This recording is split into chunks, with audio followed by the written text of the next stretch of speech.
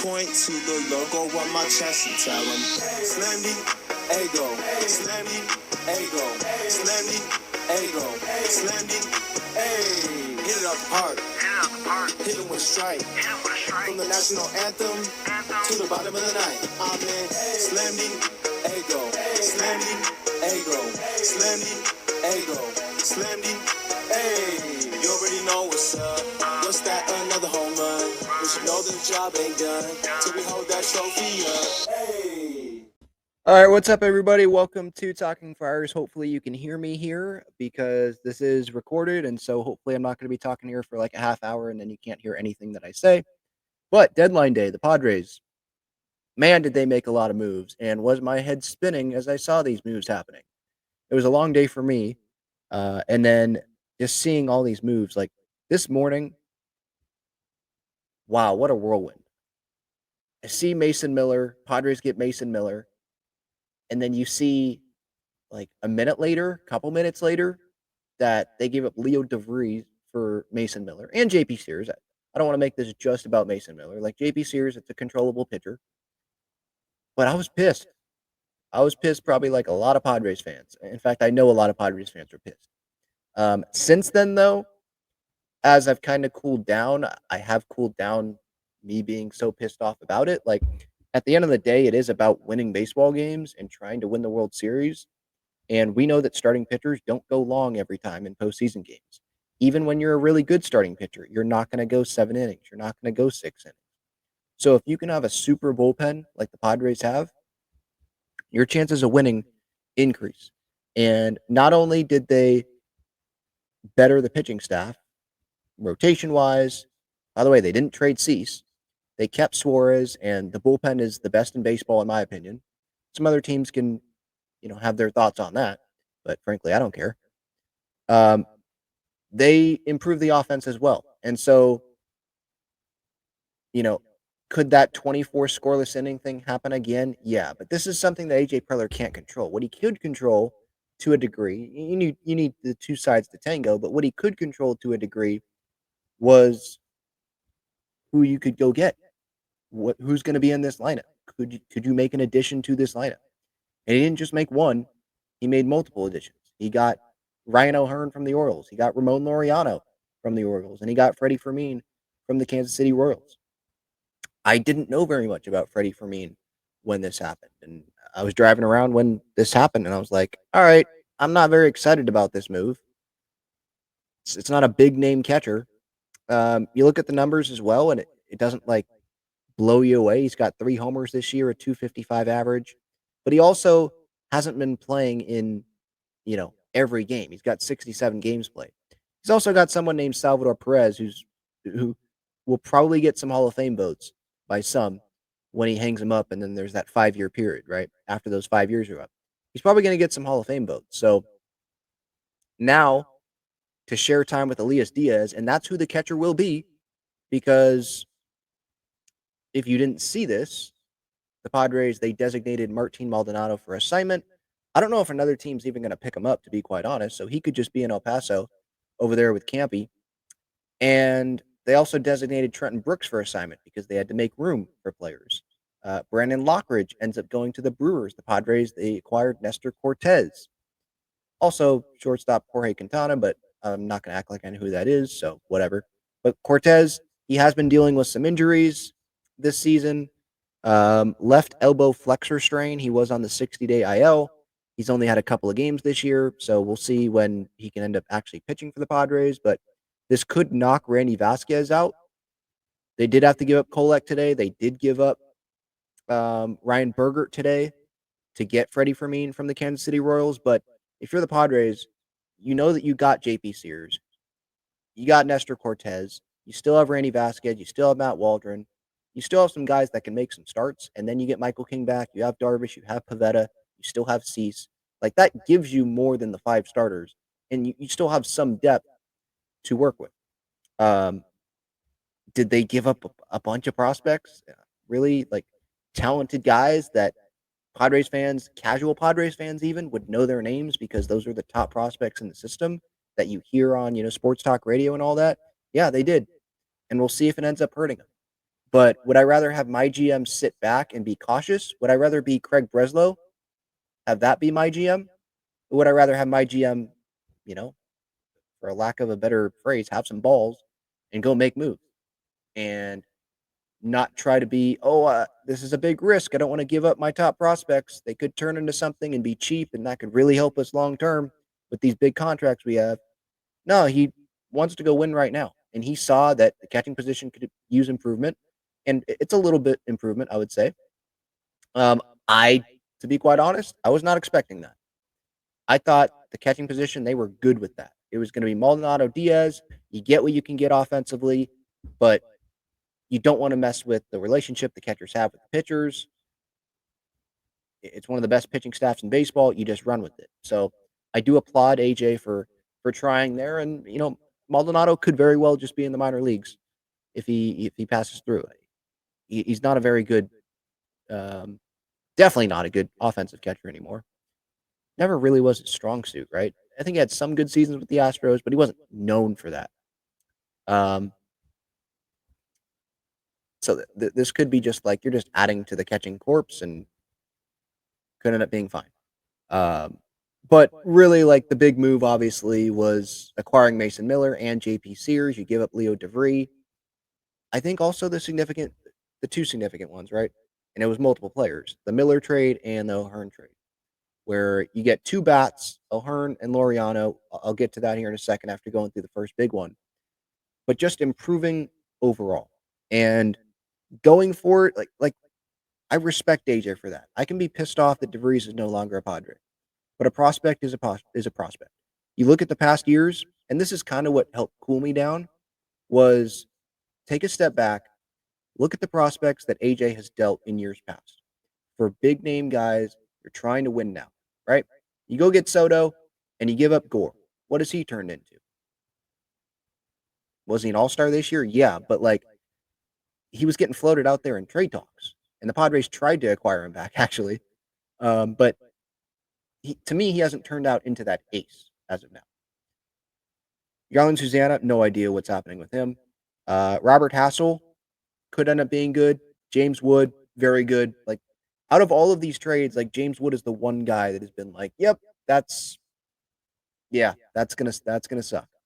That would be great to have him. But again, like I would have done it again because you took the shot. You took the shot to get Juan Soto. You took it. And they couldn't control that Tatis was going to get suspended in 2022. They thought they were getting him back. And that's going to be one of the biggest what ifs in Padres history. What if Fernando was available to play? They made it to the NLCS without him. What would have happened with him? He's one of the best players, one of the most talented players in baseball, you know? So there's that. You got like Dylan Lesko, Robbie Snelling that they gave up, right? To get, I think it was Jason Adam last year before the deadline. Maybe one of them was Tanner Scott.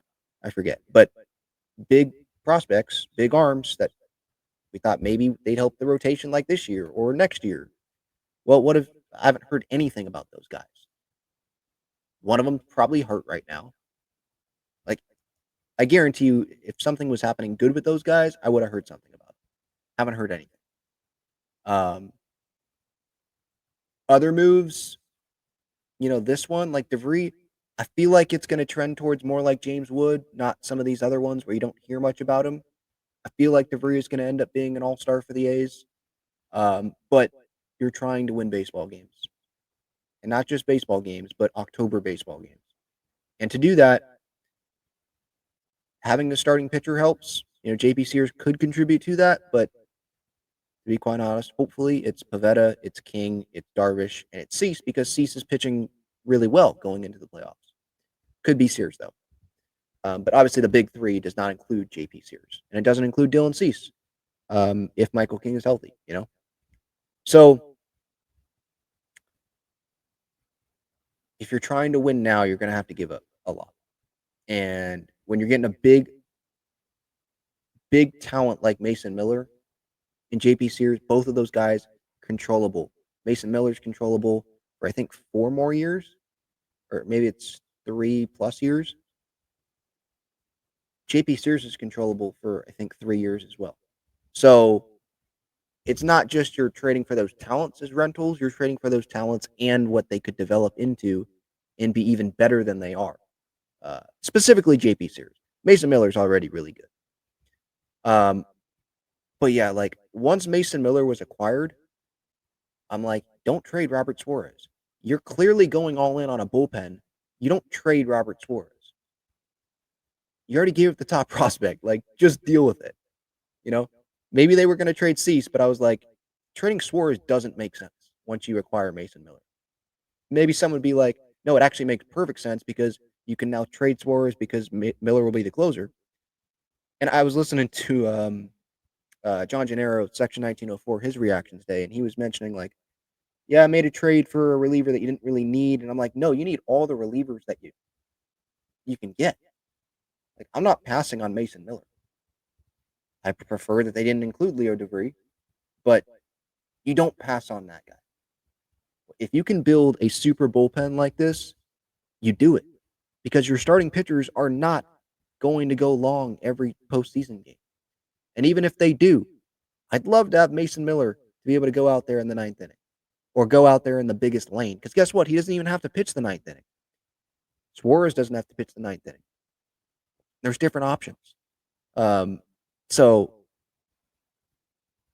in a postseason series, if these guys are pitching every day, especially like Mason Miller, let's say, and doesn't make the most sense for him to, let's say they're down a couple of runs in a postseason game, they're leading in a series, maybe you have the luxury to go to Suarez instead of Mason Miller. Regardless of even if the starting pitchers are going a good distance in these postseason games, I will always vouch to have more superstar relief pitching like Padres do. They've got five, not four horsemen, they've got five. And then Wandy's been pretty darn good this year too. So I love the bullpen. Like, speaking as a Padre fan that wants to win right now, DeVries may end up being something. But I think it's awesome that the Padres went all in this deadline, and they're trying to go win the World Series. They're trying to go win the NL West. I think it's a 3-game gap right now. Dodgers didn't do a whole lot, and I know that they're relying on the talent that they have, the star talent that they have, to come back and be healthy. They paid a bunch of money for it. But like the Padres, they made these big additions, and some people would say Dodgers, yeah, of course they still have the edge over the Padres. And I wouldn't blame you for saying that, but the edge, if the Dodgers still have the edge, the gap between the two teams definitely got smaller here, for sure. It goes to the Peter Seidler thing. Honoring Peter Seidler is something that's come up by people that run the team now. You want to honor him by trying to go win and putting the best team together. If they didn't do this stuff today and they kind of just stood pat, maybe made a minor move, maybe they acquired Nestor Cortez, they acquired, who's the catcher? Freddie Fermin from the Royals. Maybe they did that, but they didn't go get Mason Miller. They didn't go get Ryan O'Hearn, Ramon Laureano to add to this lineup. They just did those little moves. Is that honoring Peter Seidler? What would Peter Seidler think about that? When you've got Manny Machado performing like an MVP caliber player, you've got the talent of Tatis healthy. Bogarts, this is probably could be the best Bogarts that you're going to get. Arias is a free agent at the end of the year. King's a free agent at the end of the year. Cease is a free agent at the end of the year. Suarez can leave at the end of the year. You got fans packing the ballpark every single night for this team. Wednesday day games, it doesn't matter. What would Peter Seidler have done? He would be smiling so big seeing what AJ did because he's going for it. That's who Peter was. And I got a little emotional, like, I'm not going to lie, when Preller was talking to the media today. And I think one of those questions was like, what do you think Peter would think of what you did today? And to be quite honest, I don't even really remember what AJ said, but really what I was focused on was AJ he had that smile. You could just tell he lit up. Like, this guy's probably really tired, all-nighter, I'm sure. Maybe got a couple hours of sleep when the East Coast GMs were probably sleeping too. But this guy's been working tirelessly to improve this team. and now he has to speak to the media. Probably doesn't want to be doing that. But when a question about Peter comes up, he just lights up. And, he's kind of, as you can tell when AJ's smiling when he talks, like you can hear the difference. And he's smiling and talking about how Peter would sit in the room and, give some thoughts on stuff on these deadline days and all that. There was just a special, and we already knew this, but there was a special bond there. And I think AJ, even when Peter was here, he operated like not his job was on the line, but like I have nothing to lose. I'm trying to go win a World Series here. So F them prospects, kind of like that. And maybe that has grown since Peter has passed. I don't know. Maybe it's the same. But I'm just proud that AJ hasn't lost that. And like if it has gotten stronger, then that's awesome too. Obviously wish that Peter was still here. I think he, up there in heaven right now, he has a big smile on his face because he thinks the Padres are going to go run down the Dodgers in the NL West and they're going to go win the World Series because they improved their lineup. They've got stars already on this team. They improved the pitching staff. The bullpen's the best in baseball. Obviously has faith in Mike Schilt and AJ running the show. Like he would be so optimistic about this team. So I don't want to spend too much time. You're talking about honoring Peter. I don't want to spend too much time on what Leo DeVries could be. Like I said this morning, I was pissed off. Like Leo could end up being, short. He was supposed to be shortstop of the future. Move Bogarts over, and you have Leo come in and be this all-star. And him and Merrill and Tatis as like that young core. I know Tatis will be, like years older than Leo, but you get the point. But how about we enjoy it? How about we enjoy being a World Series contender? Like, who knows if the Padres would have been a World Series contender in a couple of years if DeVries was ready at that point in time? Would they get as good of a year as Bogarts? Or Bogarts, this probably could be his, like I just said, could be best year as a Padre. Are they going to get the same production from Manny a couple years down the road? Is Tatis going to be healthy a couple years down the road? Is Michael King going to be on the team in a couple years? The talent that they have, Darvish, right? Like, you don't want to waste that. And prospects are prospects. What's the phrase? Prospects are prospect. I'm probably botching that, but like, they're prospects for a reason. Like, they haven't proven it. And DeVries, he could turn out into James Wood. It would be great to have James Wood. But they tried it with Juan Soto. Some things they couldn't control happened. They made it to an NLCS, though. Like, that was the best season of my lifetime. I know I'm young, and there's older Padres fans out there that, they enjoyed 1998 more because, made it to the World Series, right? But, like, those are memories that, like, what is the point of this, right? It's to have that optimism that your team can go win, right? To have those great memories of the Padres winning games in October. Who knows if they're going to go deep on a run? But I feel like their chances have improved, and you just don't know what was going to happen down the road. So I'm probably just totally contradicting myself from what I was thinking this morning. But, I'd rather have a GM, like I just was saying moments ago. Like, I'd rather have AJ Preller as my GM than have Craig Breslow. Like, Red Sox fans, you think they'd rather be, in the Padres spot right now or in their spot where they disappointed? Would you rather be the Cubs GM, have Jed Hoyer be our GM, or AJ Preller? Now, I know that the owners have to approve things, right? Like the GM, I think Jed Hoyer would probably want to go get these guys too. You got to approve it. Your owner has to be willing to do it.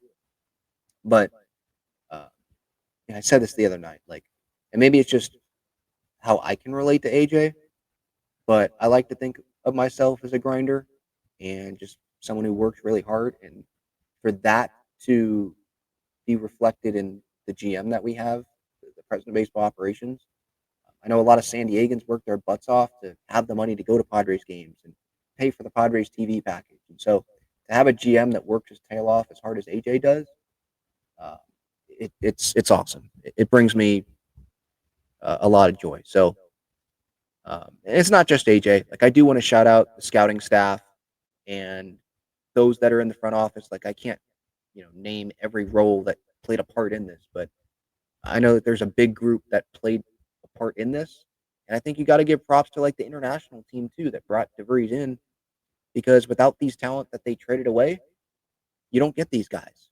So it really isn't just the major league staff. It's not just AJ Preller. It's not just Chris Kemp, um, scouting directors. But what about those area scouts? What about those international guys that discover these guys and convince them to sign here? Through the draft, these guys that get drafted and develop, and you can go make a trade. You have Ryan Bergert who comes up through the system, is appealing enough, developed enough. Reds, the Royals are like, yeah, we'll give you Freddie Fermin, and Freddie Fermin could come up with a big hit in October for the Padres. So there's a lot of people that deserve credit here.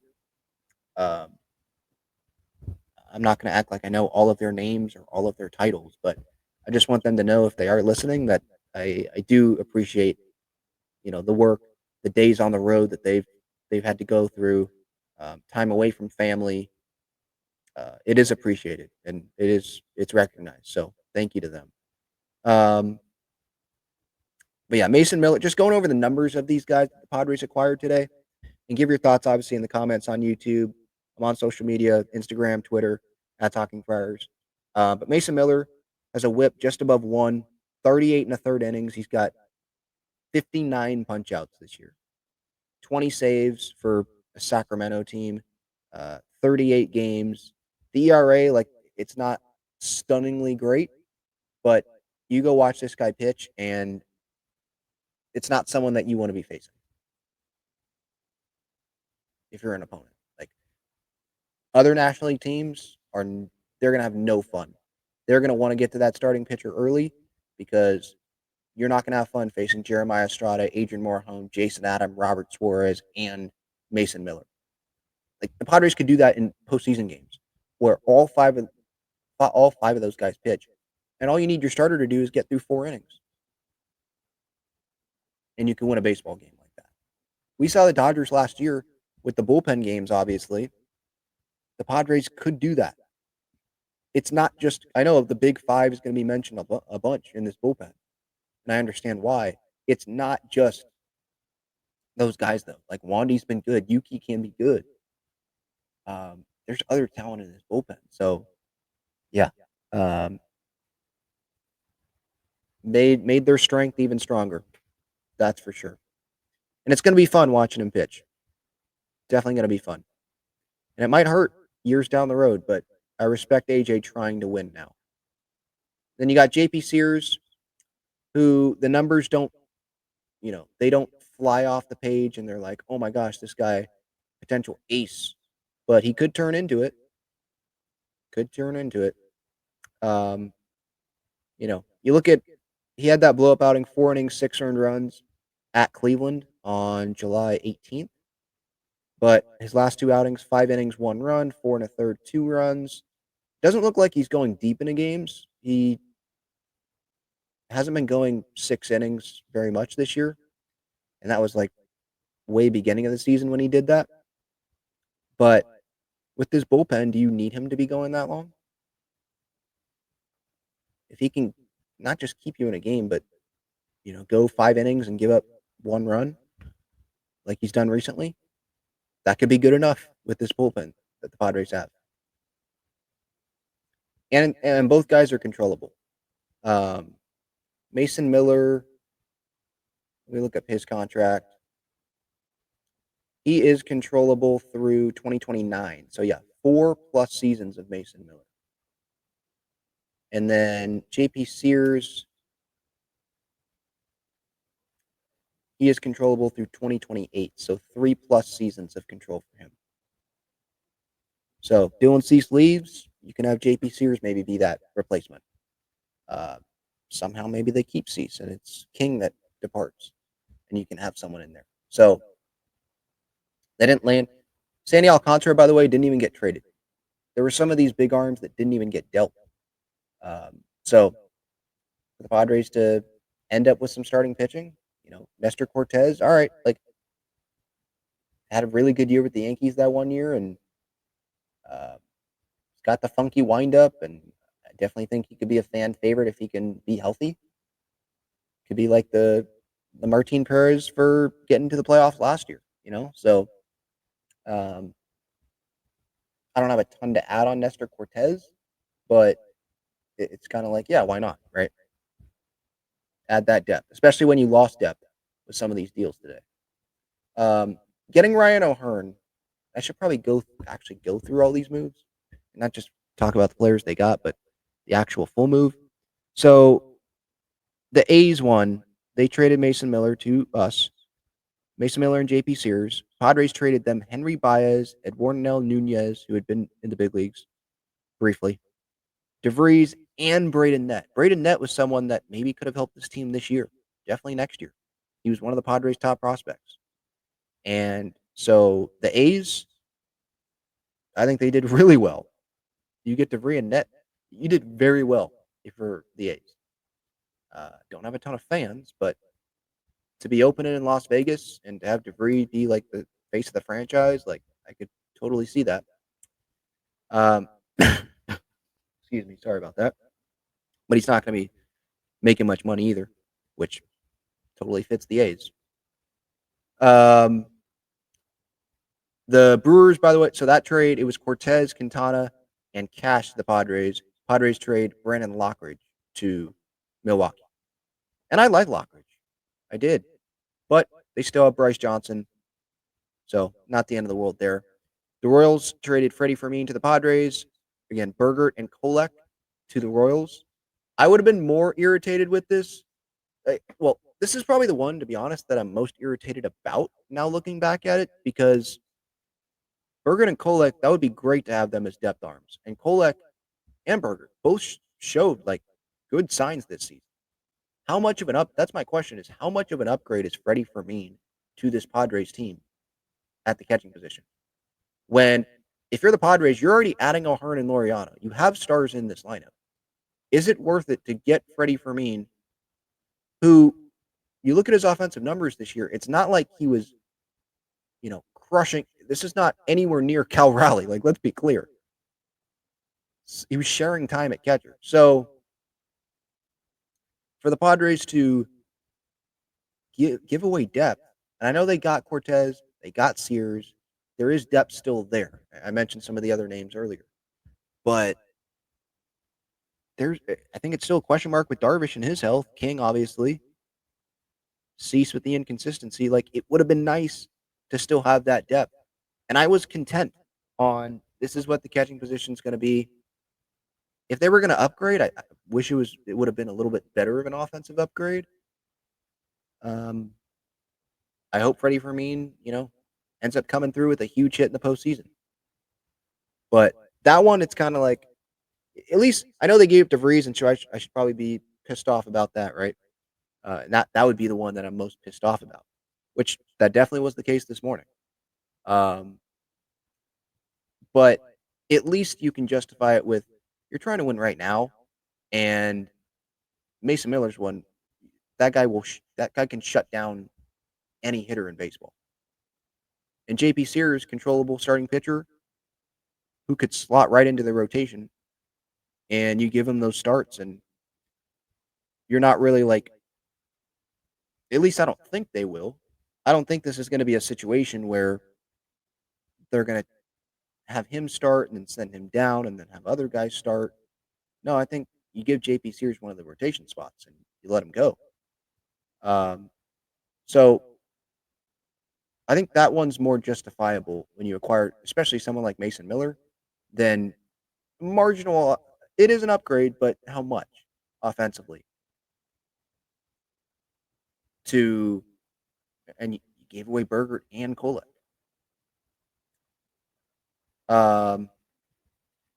They also acquired Will Wagner from the Blue Jays. Not gonna act like I know anything about that guy, so that's really all I have on that. Is just to tell you that was the trade. Brandon Valenzuela, who wasn't gonna have a future here anyway, he ended up getting traded to Toronto in that deal. So there's that. But let's get to the O'Hearn and Laureano one. Orioles traded O'Hearn and Laureano and cash to the Padres for Boston Bateman, Tyson Neighbors, Tanner Smith, Brandon Butterworth, Cobb Hightower, and Victor Figueroa. That is a huge haul for the Orioles, I feel like. Neighbors and Bateman, those are names if you're probably a little bit more of more than a casual Padres fan. You know those names. You probably know Cobb Hightower. And Butterworth, you probably heard because of just how great of a name that is. But like Boston Bateman could be a big time starter for the Orioles in the future. And they gave him up. And O'Hearn and Laureano, O'Hearn, I want to say, is he controllable? I could totally be wrong. I should just look it up. Ryan O'Hearn.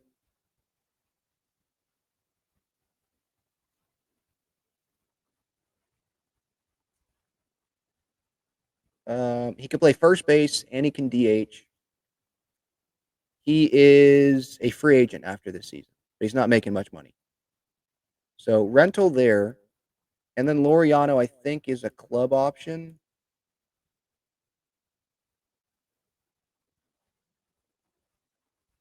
Yeah. Club option next year for like $6.5 million.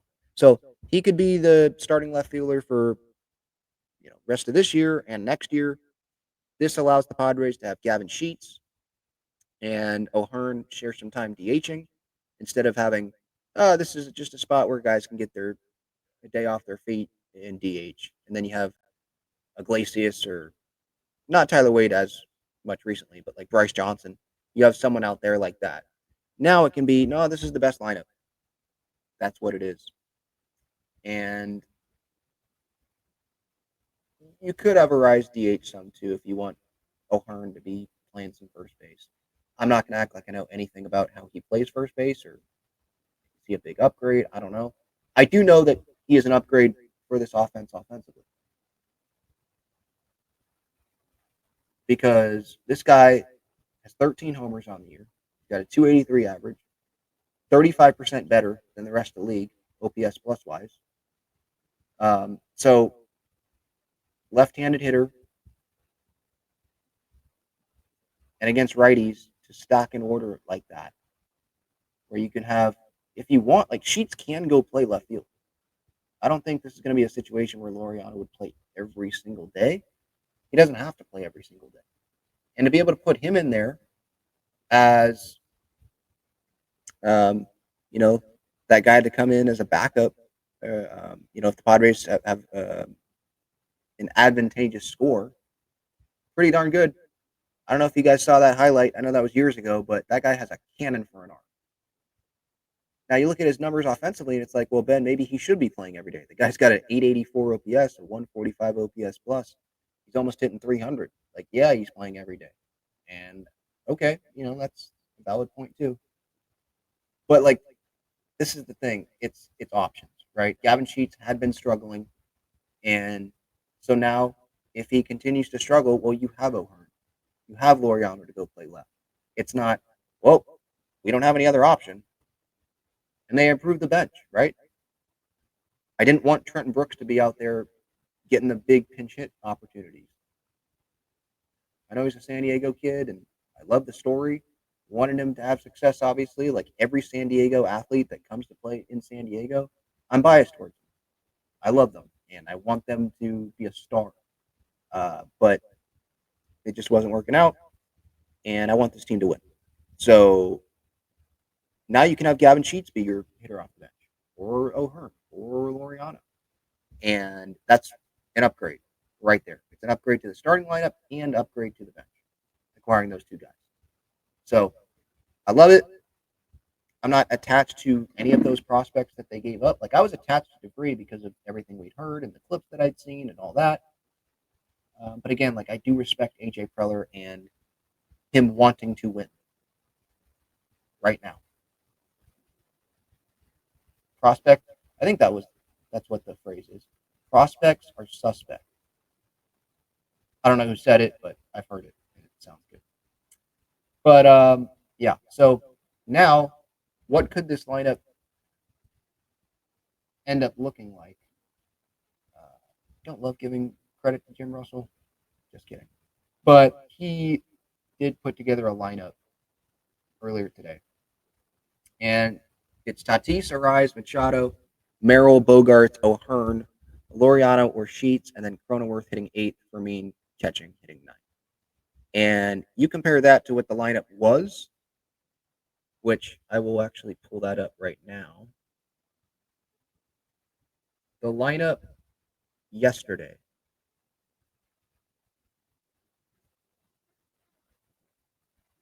against the Mets. I mean, they won the game 5-0, but this is obviously an upgrade. You had Tatis, Arise, Machado, Merrill, Bogarts. You had Cronenworth hitting, what is that? 4, 5, 6. You had Jose Iglesias starting with a 570 OPS. Sheets in left, Maldonado catching with a 204 average and a 572 OPS. Now you go to Freddie Fermin catching, who still it's not that big of an increase, but it's still better. 255 average and 648 OPS. It's still, looking at the OPS plus, it's still 19% below league average, but it's a little bit of an upgrade. I don't love that deal. I hope that Freddie Fermin proves me wrong, but we asked for an upgrade, and I guess that is a little bit of an upgrade. Diaz, I still would want Diaz to be playing most of the time, especially with the familiarity that he has with the pitching staff. Like when I saw Fermin, I was like, oh, so he must have much better offensive numbers and slam dunk starting catcher. Maybe he will be, but I'm not super impressed by. And this is just numbers. I'm not watching Kansas City Royals games. I'm not watching Freddie Fermin. I personally couldn't even, name him. I didn't even know he was on the Royals before today, to be quite honest. So I'm totally on the outside looking in on who Freddie Fermin is, and I totally understand that. But that lineup, you have Iglesias on the bench. You have potentially Gavin Sheets on the bench. Your outfield of Laureano, Merrill, Tatis. I mean, heck yeah. And you can have Cronenworth hitting 8. Like, what a luxury. Because I think he's had a little bit of an underrated season. So, overall, the Padres, they got better. They're going for it. They can contend for this NL West. And they can contend for the World Series. I truly do believe that. I'm not going to sit here and say that they're going to go win the NL West. Like, I need to see it to believe it, to be quite honest. But I will say that they'll be right there, and I'll say that they're going to be a postseason team. And I don't know if they're going to host a wild card series, but I definitely see them getting to the division series, and then it could totally be like last year, where they are right there with the Dodgers if they face off in the division series. And I think they can beat the Dodgers in a postseason series. With this team, the upgrades to the lineup, that bullpen, yeah, especially with the days off you can get in postseason series. For the podcast audience, I'm nodding my head. Like, yeah, they can do it for sure. Yeah, Laureano. I did not realize he had that good offensive numbers. A 145 OPS plus, 15 bombs.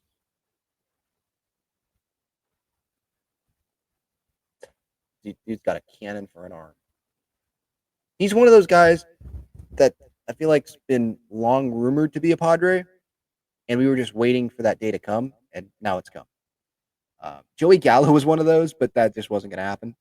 Uh, I always thought it was going to happen eventually at some point, and then once he ended up like really sucking. Then it was like maybe a minor league deal. Like I still left open the possibility, but I was like, it's probably not going to happen. But it felt like every year he was rumored um, to be coming to the Padres. Like the Padres could go get that guy as a cheap option. So happy to see Laureano's on the team. Um, anything else for me to add here? I mean, I could go through uh, the moves around baseball, like Carlos Correa to the Astros. I feel bad for Twins fans. family I have in Minnesota, like they traded like 10 players. And Buxton was like, I want to be here. I'm going to be a Twin the rest of my life. And the Twins said, all right, you don't got teammates now. They're going to be calling up a bunch of minor leaguers. Correa's gone. Paddock's gone. Uh, Dobnak's gone. Joe Ryan, I don't think they traded. Royce Lewis is still there. But who was the reliever that went to the Dodgers? Brock Stewart. He's gone. They cleaned. They almost cleaned house as much as you could. So that sucks. The Giant, but teams around the Padres in the NL West. That's something else I should mention. D-backs obviously selling. Suarez ended up going to the Mariners. Naylor went to the Mariners. Merrill Kelly, I think he went somewhere. Where did he go? Red Sox? Or Merrill Kelly? I thought I saw that he was traded. Rangers, sorry. So they didn't trade Zach Gallen, but like, yeah, they're tearing that apart. The Giants, I saw they traded Yaz to I think Kansas City. That was like a really late one. Came in after the deadline, or at least it leaked after the deadline. I'm pretty sure they traded more people. Yeah. Who was the Duvall? I think he went to the Yankees. Other splashy moves that stood out. I should probably just look up on MLB.com. Here we go. 6 winners of the deadline. Mariners, yeah. Astros. Bringing back Correa. Like, that's going to be must watch. Phillies got Yohan Duran. The Mets also improved their bullpen. They got Cedric Mullins as well. Acquired Ryan Helsley, the Mets did. Tyler Rogers, Gregory Soto. Why can't these teams be American League teams that all improve like this with their bullpen? How many? I should go through this because the Padres are obviously one of the winners here. How many players did the Padres give up at this deadline? And I'm not talking about Maldonado and Brooks because they weren't in trades. But let's see. Baez, Nunez, DeVries, Net. Lockridge, Kolek, Berger. That's 7. 8 on the Will Wagner trade. Valenzuela, 8. 9, 10, 11, 12, 13, 14.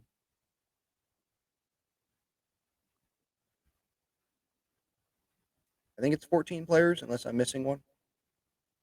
14 players that they gave up today. A lot of them are prospects, but that's a lot. But again, it goes back to me respecting the Padres, respecting AJ to like go out there and be like, yeah, I could end up looking like a fool here, but I'm going to go try to win. It says the A's are one of the winners. Yeah, because they got DeVries, they got Braden Net. Like, DeVries can end up being a star. I wouldn't be surprised if he does. The A's don't deserve him, by the way. Just saying. They don't. All right, that's what I've got. Shout out to the great partners of the show.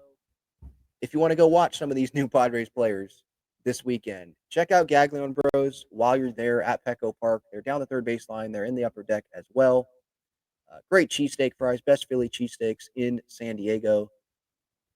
So go check them out. If you don't want to wait in the long lines, but long lines mean that it's very good, which I can back up because I've had it very many times. If you don't want to wait in the long lines, then go earlier. Show up 45 minutes before, half hour before. Don't show up at game time. Just a tip. Breaking Tea, they've got Padres and Aztec shirts and sweatshirts. I don't know if you guys saw, but I did tweet out and I think it's in a YouTube post as well, the new Manny Machado Breaking Tea t-shirt. That has been selling off really fast because I get notifications when people use that link to purchase, and I got a lot of emails yesterday. So if you missed that, you can go get it online, Breaking Tea. Click that link in the description. And if you want to go to one of these Padre games, see some of this new talent. Ramon Laureano, Ryan O'Hearn, Mason Miller, maybe close out a game.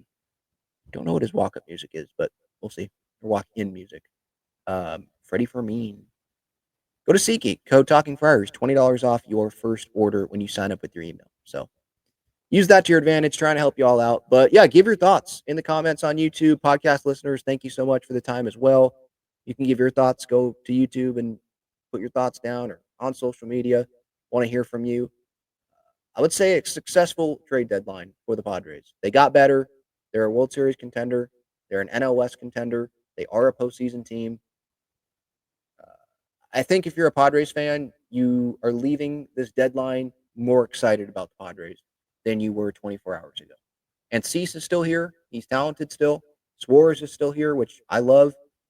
Like, go all in on that bullpen. I would have been sad if Suarez would have been traded. So, yeah, let's go.